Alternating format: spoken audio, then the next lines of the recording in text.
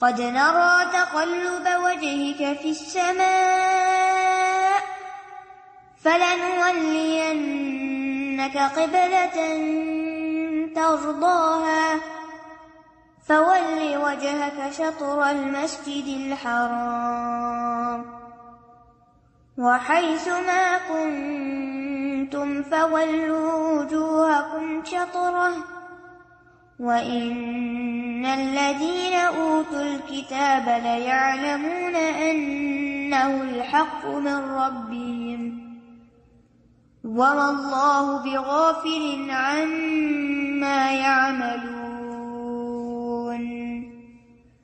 قد نرى تقلب وجهك في السماء، تحقیق ہم دیکھ رہے ہیں آپ کے چہرے کا بار بار آسمان کی طرف اٹھنا، یعنی آپ انتظار میں ہیں کہ قبلہ تبدیل ہو.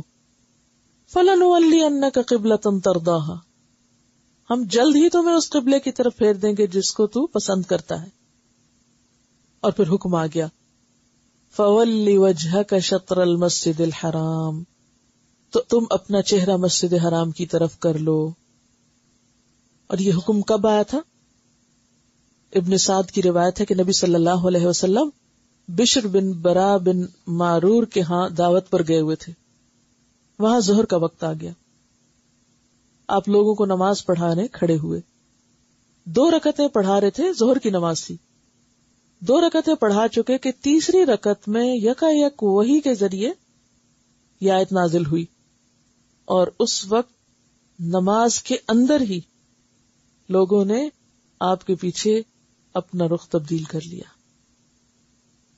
اب آپ خود سوچئے، 2 رکعتوں کے بعد حکم ہوا کہ آپ ادھر منہ کر، تو اب طریقہ کیا ہوگا کہ آپ سب سے آگے آئے اور پھر سارے صحابہ نے اپنا چہرہ دوسری طرف ٹوٹلی اپوزٹ ڈائریکشن کی طرف کر لیا.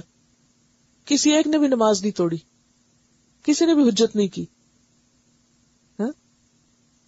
کیونکہ نماز تو سکھاتی اطاعت ہے. یعنی بغیر ایک لفظ بولے فوراً ادھر مڑ گئے. ہمیں ذرا سا کام کرنا ہو، کوئی کتاب تقسیم کرنی ہو، کوئی بینچز لگانے ہو، تو ہم کتنا شور کرتے ہیں. روز کا کام ہے اور روز کے کام کو کرتے ہوئے ہم بولے چلے جاتے ہیں، حالانکہ آرام سے کام ہو سکتا ہے. تو بالکل اسی طرح وہ لوگ جو آپ صلی اللہ علیہ وسلم کے پیروکار تھے، تابعدار تھے، انہوں نے کیا کیا؟ نماز کے اندر. اب کیا ہوا؟ حضرت عباد بن بشر جو تھے وہ آپ کے ساتھ نماز پڑھ کے جا رہے تھے، نماز پڑھ کے واپس جا رہے تھے. راستے میں انہوں نے دیکھا کہ بنو حارثہ عصر کی نماز پڑھ رہے ہیں، یعنی فاصلہ جب تک طے کیا، اور رکوع کی حالت میں ہے. تو انہوں نے پاس سے گزرتے ہوئے زور سے آواز دی، پکار کے کہا خدا کی قسم میں نبی صلی اللہ علیہ وسلم کے ساتھ خانہ کعبہ کی طرف منہ کر کے نماز پڑھ کر آ رہا ہوں. وہ سب رکوع میں مڑ گئے، کھڑے بھی نہیں ہوئے. یہ حال تھا صحابہ کی تابعداری اور فرما برداری کا. اور یہی تو ٹیسٹ تھا سب کا، اور یہ سارے کامیاب ہوئے. اسی لیے تو اللہ نے ان کو پھر چن لیا اور ان کو انعمت علیہم کہا، انہی صفات کی وجہ سے. ہمیں کوئی حکم ملے، کوئی بتایا کہ یہ سنت ہے، تو ہم کیا کرتے ہیں؟ ہم کہتے پہلے تو ہمیں اس کی کوئی سائنٹیفک ریزن، کوئی لاجک، کوئی اس کے پیچھے اس کا مقصد بتاؤ، پھر ہم کر لیں گے.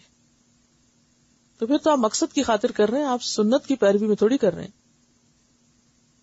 تو یہاں پر کیا فرمایا؟ فَلَنُوَلِّيَنَّكَ قِبْلَةً تَرْضَاهَا، اب قبلے کی طرف رخ پھیرنے کا حکم آ گیا.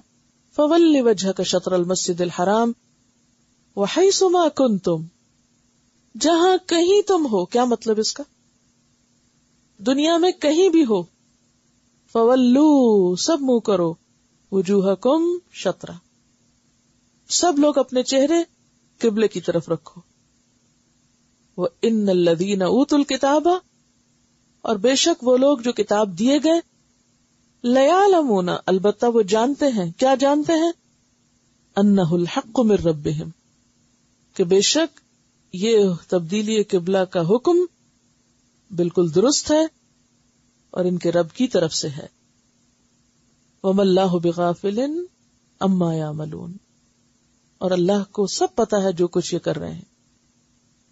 یہ کیوں فرمائے گئے؟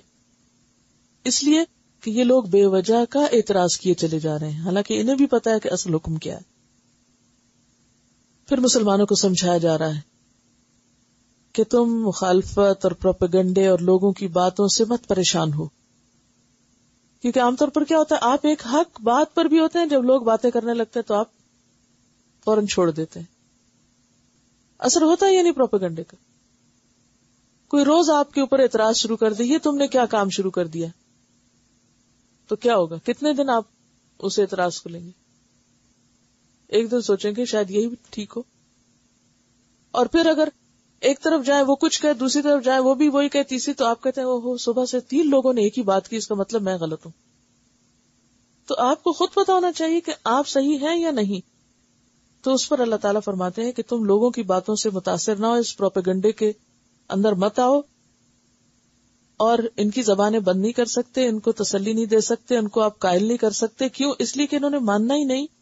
اگر ان کی ہدایت پہ حریص ہو کر تم انہیں ہر نشانی بھی دو تو یہ نہیں تمہارے قبلے کی پیروی کریں گے.